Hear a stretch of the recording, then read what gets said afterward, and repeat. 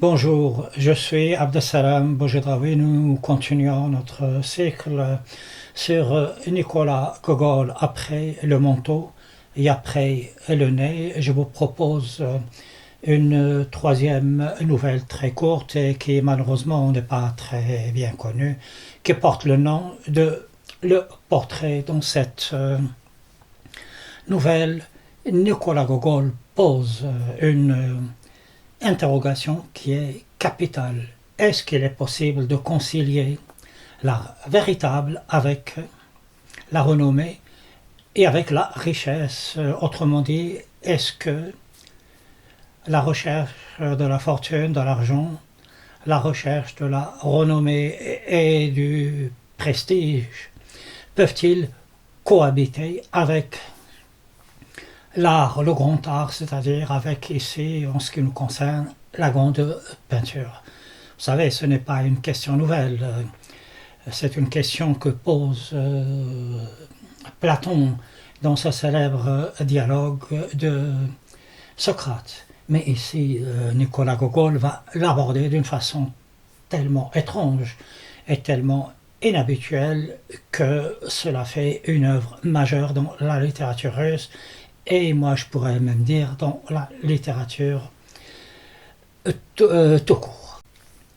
Selon une habitude que vous connaissez maintenant, je vous propose d'abord un résumé de cette nouvelle. Ensuite, je vous propose mon analyse sur cette œuvre. Allons-y donc, un petit résumé, mais assez global de cette nouvelle, Le portrait de Nicolas Gogol. Alors, Nicolas Gogol, d'entrée de jeu, nous fait une description très succincte, mais très précise, du monde des vendeurs de toiles, c'est-à-dire de peinture. Alors, il nous le décrit très brièvement. Vous savez, Nicolas Gogol, c'est pas le genre à nous asséner par des pages et des pages, des dizaines de pages de description pour finalement nous dire que Emma s'est mariée. Chez Nicolas Gogol, ce sont des descriptions courtes, efficaces et précises.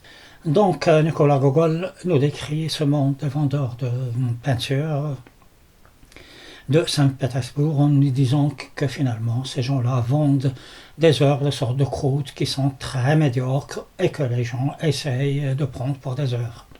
Et c'est là qu'entre en jeu notre héros, c'est-à-dire le protagoniste principal de notre histoire qui porte le nom de Tchartkov. C'est un jeune peintre qui entre dans une boutique d'un vendeur de peinture et comme il a tardé trop dans cette boutique à l'intérieur de cette échoppe, il se croit dans l'obligation d'acheter une peinture.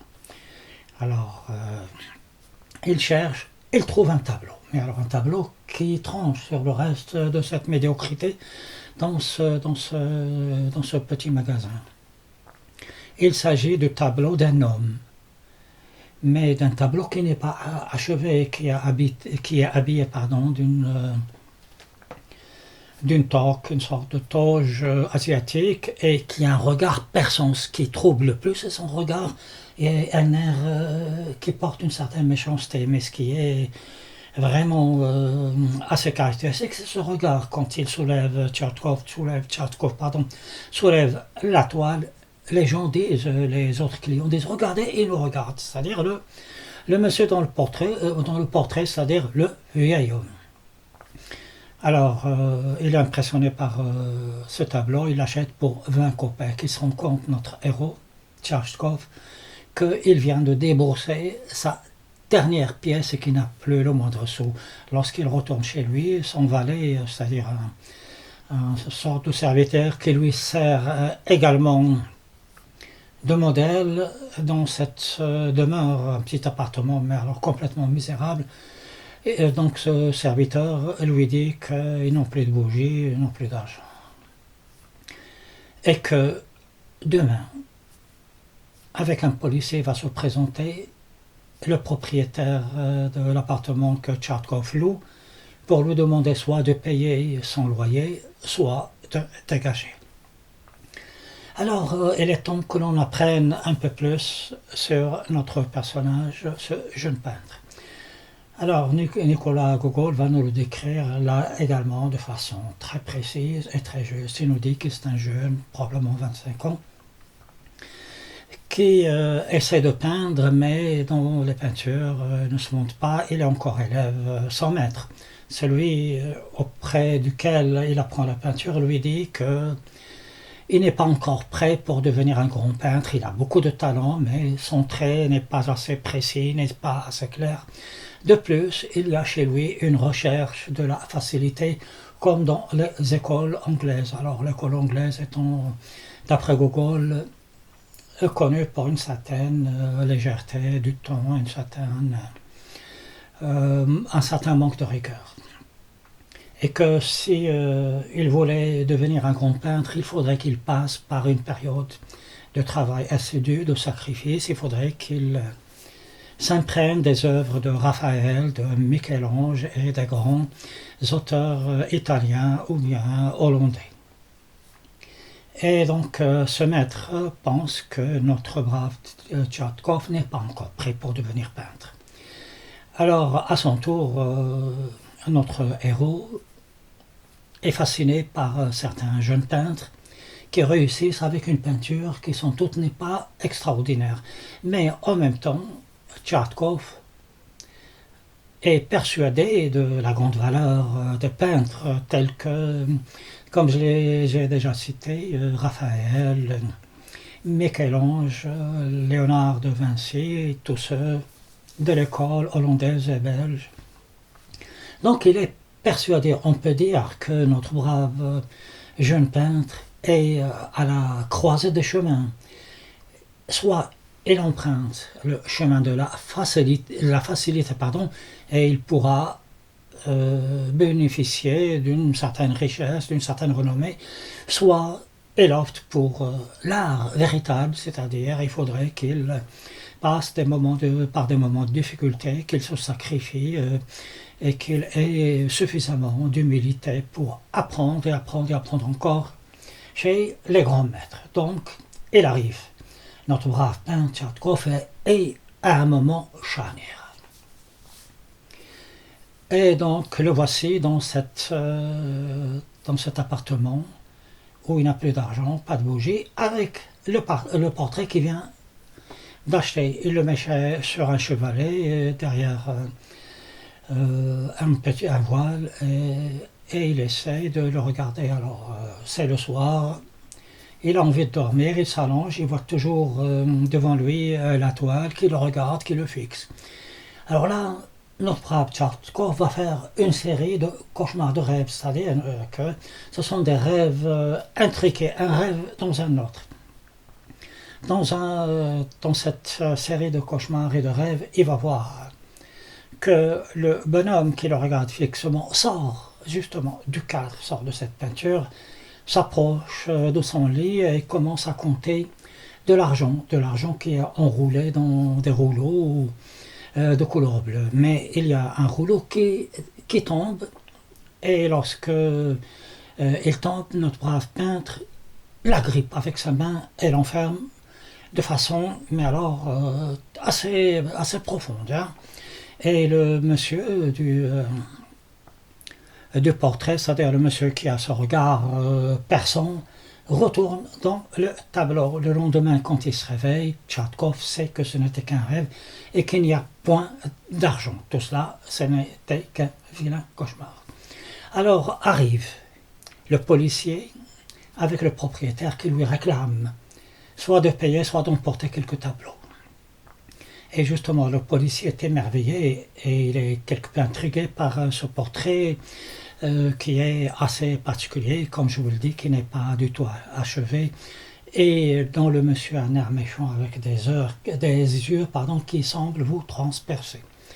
Maladroitement, il tord un peu le cadre, et de ce cadre va tomber un rouleau d'argent bleu, exactement comme dans le rêve de Tchatkov, par terre. Et notre brave peintre, avec une dextérité, une rapidité, une célérité, ramasse cet argent et le cache. Et il dit donc à ces deux messieurs que finalement, il va les payer aujourd'hui même. Il compte l'argent il voit qu'il peut devenir très riche et qu'avec cet argent, il pourrait tenir au moins 3 ans. Donc, il paye le propriétaire le lendemain. Ensuite, il se paye des choses strictement inutiles, comme le fait de se balader plusieurs fois dans un calèche alors qu'il n'a pas besoin de le faire, de dîner plusieurs fois, de s'habiller à la dernière mode. Ensuite, il loue un bel appartement et aménage un studio, un atelier moderne de peinture. Alors, la première chose qu'il va faire, c'est qu'il va se rendre chez un journaliste pour lui demander à ce journaliste qu'il fasse son éloge. C'est-à-dire qu'il faudrait que le journaliste écrive un article où il parle en termes élogieux de notre brave et jeune peintre Tchatkov. C'est ce qu'il fait effectivement, et le lendemain, un article sort où il est écrit qu'il y a un jeune peintre qui porte le nom de Tchatkov, qui habite telle maison dans telle rue, et que nous l'avons rencontré, nous avons été éblouis par sa peinture, etc. Donc c'est de la publicité, mais alors de la publicité qui est très exagérée. Et du jour au lendemain, notre brave peintre, jeune peintre, qui était complètement affamé, commence à avoir une clientèle qui est très aisée. Et Gogol nous parle d'une mère qui vient avec sa fille. Cette maman voudrait que notre brave peintre fasse le portrait de sa fille, qui est une fille qui, avec sa maman, vont énormément dans des soirées mondaines, dans des bals, etc. Et donc, le matin, quand elles se réveillent, elles ne sont pas tout à fait fraîches, elles ont le teint pâle. Alors, notre brave Tchatkov commence à peindre, commence à faire le portrait de cette jeune fille, et c'est la mère qui commande le temps de pause, comment doit se dérouler la séance, etc. Donc, déjà, notre peintre, quelque part, est prisonnier des désirs de la maman et des clients. Alors quand il se met à la peindre, lui, il veut la peindre en tant qu'artiste. Il avait encore la fibre artiste et commence donc avec un coup de pinceau dans les règles de l'art, dans les règles classiques de l'art. La maman n'est pas d'accord, elle lui demande de faire quelques retouches que malgré lui, à son corps défendant, notre brave Tchatkov accepte. Il commence déjà à faire des concessions. Et la mère dit, voilà, c'est fini pour aujourd'hui, la pause, c'est elle qui commande, elle revient plusieurs fois. À la fin, Tchatkov réalise un portrait de complaisance qui est très loin de ce que lui, en tant qu'artiste, aurait voulu faire. Et par la suite, c'est la maman qui, à son tour, voudrait que notre jeune peintre lui fasse le portrait. Par la suite, il devient très connu. Il y aura d'autres clients qui vont venir, des clients prestigieux, tels qu'un général ou un colonel, c'est-à-dire un militaire qui est complètement grassouillé et voudrait que Tchatkov le peigne dans l'attitude des héros, du snobisme et de la vanité, ce qu'il accepte de faire avec une facilité étonnante qui n'a d'égal que l'argent qu'il gagne à chaque fois. Voici donc comment Tchatkov, jeune peintre prometteur, sombre dans la facilité et commence à recevoir beaucoup d'argent à tel point que son seul souci, le soir, est de compter la fortune qu'il a amassée par sa peinture. Et il est pris d'une vanité à tel point qu'il déclare, qu'il fait certaines déclarations telles que moi, voyez-vous, moi je suis un génie de la peinture, tandis que des personnes comme Raphaël, comme Michel-Ange sont des sortes d'artisans, des gens qui peignent beaucoup pour finalement donner quelques œuvres très moyennes. Et donc il se situe au-dessus du lot des grands peintres, et sa réussite est totale, elle est fantastique, elle est rapide, elle est durable, et elle lui procure une très grande fortune. Il devient connu, on le nomme membre d'un comité qui juge, un comité académique qui juge les peintures des autres, et lui, comme il est devenu à ce poste très important à Saint-Pétersbourg, il commence un peu à changer de discours en disant que Raphaël, Michel-Ange, les peintres de la Renaissance et les peintres hollandais, ben, ils sont très bien. Ce sont de grands maîtres, c'est comme s'ils se plaçaient cette fois-ci à leur niveau. Donc le temps passe et lui s'installe dans la mondanité, il s'installe dans les réceptions, etc. Il est connu. Et un jour, on lui dit que un peintre va présenter une de ses œuvres et que le comité serait très heureux d'avoir l'avis de ce membre éminent qui était notre ancien jeune peintre devenu riche, je le répète. Lorsque Tchertkov, devenu un peu âgé, entend parler de ce peintre, il sait qui il est. Ce peintre qui va présenter sa toile, ben, c'est quelqu'un qui n'a pas pris le même chemin que lui, qui est allé en Italie, qui est allé un peu partout là où il y a de grandes œuvres, des œuvres maîtresses pour apprendre. Donc il a eu le chemin différent du sien, donc lui il a préféré l'humilité, le sacrifice, etc. pour apprendre à peindre. Alors Tchertkov avait préparé un discours pour humilier cet homme, pour dire, voyez-vous, c'est vrai, cette peinture comporte certains éléments que l'on pourra encourager, mais il lui manque ceci, il lui manque cela, pour être comme moi, pour être comme les grands peintres. Mais lorsqu'il est en face de cette peinture, lorsqu'il découvre ce chef-d'œuvre plein de grâce, il comprend qu'il a en face de lui une vraie toile de maître. Ce n'est pas comme ce que lui, il peint. Il est pris d'une émotion et il commence à pleurer parce qu'il a vu la grâce, la vraie peinture, l'art dans toute sa splendeur et dans tout son rayonnement. Il est pris d'une jalousie maladive lorsqu'il rentre chez lui. Il voudrait se remettre à peindre de nouveau comme ce monsieur-là, ou bien comme du temps de sa jeunesse. Il prend une toile et commence à peindre. Les gestes deviennent précis. Il retrouve son adresse, mais le résultat est médiocre. Et il a perdu toute son adresse. Il a perdu tout son sens de l'art dans la facilité et dans les vanités et les complaisances. Alors il va rentrer dans une sorte de folie furieuse. Il prend ce tableau-là de ce monsieur, il va le briser, il va le détruire, il va le piétiner, et il va passer le restant de sa vie à acheter des œuvres, de vraies œuvres d'art, c'est-à-dire d'œuvres qui sont touchées par la grâce, de belles œuvres, pour tout simplement les détruire, à tel point qu'il devient très connu. Des salles de vente aux enchères de toiles, on sait très bien que s'il se présente, il va acheter les toiles de maître, mais il les achète pour une seule chose, les détruire, les casser, les lacérer avec un couteau.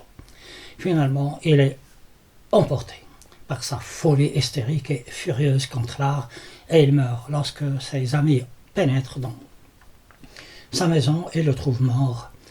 Et ils trouvent plein de sacs d'or vides, et ils savent à quoi il a consacré tout son argent, puisqu'ils vont trouver des dizaines de toiles lacérées, déchirées, détruites.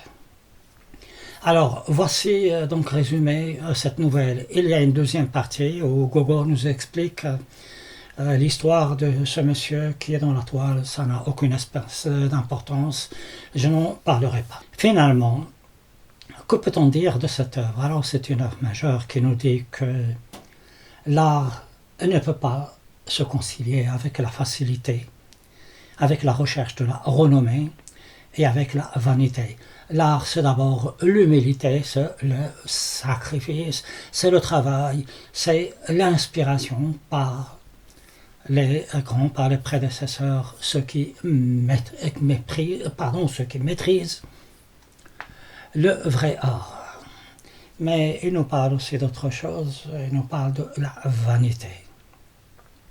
Toutes ces personnes voudraient connaître la renommée, mais pas par leur mérite, tout simplement par leur apparence. Ils voudraient qu'on les montre tous sous un aspect artificiel qui n'est pas le leur. Cela rejoint un peu les critiques que fait Gogol aux fonctionnaires de l'administration de Saint-Pétersbourg, où de petits fonctionnaires finalement se prennent pour de grandes personnalités. Mais il y a aussi autre chose. Et c'est très intéressant, chez Gogol, puisque nous parle de la haine qui existe chez les personnes éduquées et chez les intellectuels et les artistes.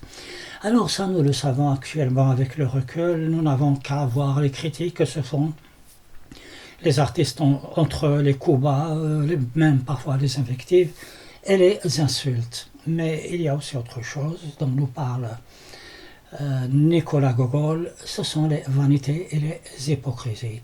Tout le monde sait pertinemment que les peintures de Tchertkov ne sont pas excellentes. Au contraire, elles sont médiocres par rapport aux grands chefs-d'œuvre. Et pourtant, personne n'ose dire qu'il s'agit d'œuvres qui ne sont pas extraordinaires, qu'il s'agit d'œuvres très mineures, et pourtant tout le monde a peur de tout le monde.